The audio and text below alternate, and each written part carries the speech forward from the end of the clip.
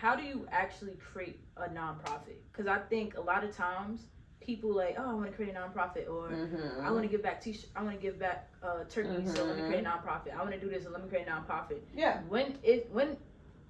When should you have a nonprofit? And then like, what's the process to creating a nonprofit? Yeah, so that varies state to state, and that's important to know.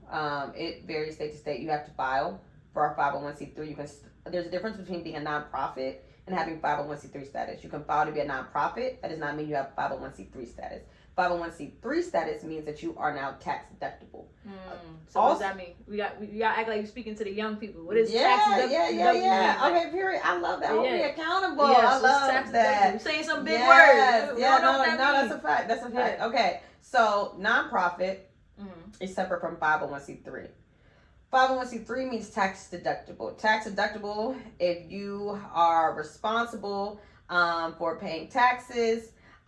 You get a cut because you are not for profit. That means you're not selling a product. Yeah. That means you're not doing work for profit. Yeah. So you don't have to pay as much money as people who make money because they're selling like a product or service. Exactly. All right, got it. Although there's some nonprofits that do have a product or service element, and that's why I just want to like clarify that. But yes. And so what folks also who are donors will do, if you are a 501c3, they'll be able to donate and get a tax cut or some sort of break because you are tax deductible. Now, we are currently not a 501c3.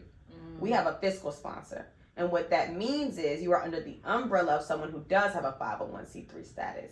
And that means that you can kind of avoid some of the paperwork and some of the responsibilities associated with 501c3 status. That means as an organization that's fiscally sponsored, you cannot directly accept donations. You can only accept donations from someone who gives them to your fiscal sponsor. Oh, okay. That makes sense. So just to clarify that, right?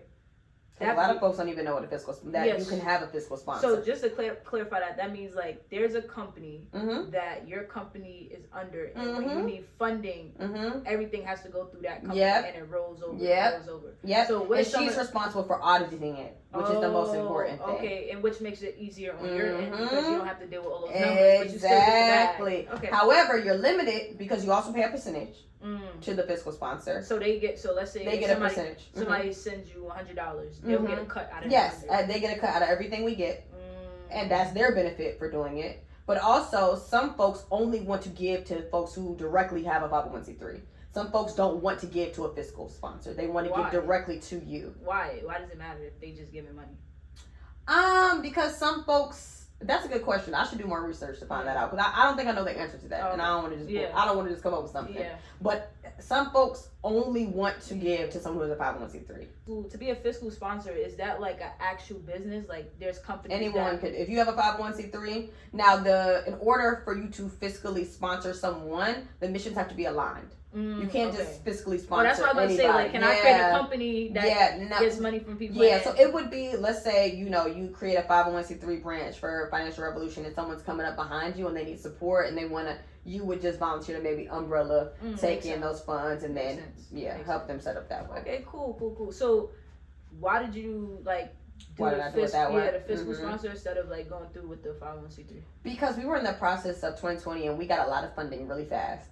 And we just we had to hit the ground on it because we were getting a lot of funding that had 6-month turnarounds to lead major projects, and we had to just get it done. We didn't have time to figure all that stuff out. We have time now, and now we can. Now we're in a time where we're figuring that out. I personally enjoy being fiscally sponsored. I have a great relationship with my fiscal sponsor. Shout out to Vivian, I love you. But yeah, I personally love that. But everybody's different. We have to orient a board. I mean, it's just so much paperwork. We're also national, so we're trying to figure out where exactly we want to be situated. I mean, there's just a lot of thoughtfulness and required. So is there a board of you guys, or is it just you? It's just me. Wow. I have a team, but I don't have a board yet. We're building that out in 2024. How do you do this work?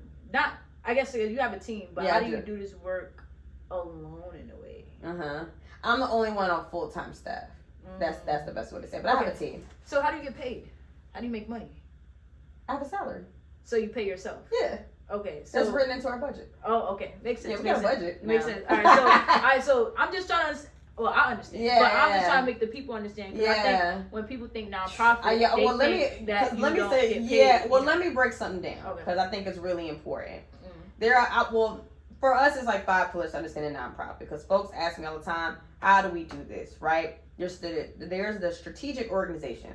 That's your clear budget, right? You're talking about supplies, utilities, you're talking about resources, you're talking about all of the things that are required to make your organization run, from your mission to your vision to your paperwork, all of those things. Then you got your program development. That's a whole nother facet. Then you have communications. How are you communicating your cause, spreading awareness? Then you have partnerships, right? And then you have fundraising. Yeah. Those are 5 different facets. A lot of folks reach out and say, hey, I want to do an after school giveaway. Do I need a nonprofit? Think about the 5 facets of how to actualize any program and then go back to the drawing board about starting a nonprofit. Yeah, that makes a lot of sense. So just to be clear on the paying side, right? Because people always want to know, like, well, if I have a nonprofit, how am I going to make money to pay myself versus if I have like an LLC, I get paid whenever I sell a product or service. But when you have a nonprofit, you're getting paid through a salary that you put in place for yourself. Because at the end of the day, you got to eat too. So that's included in the budget and the money that you make, right? Yep. So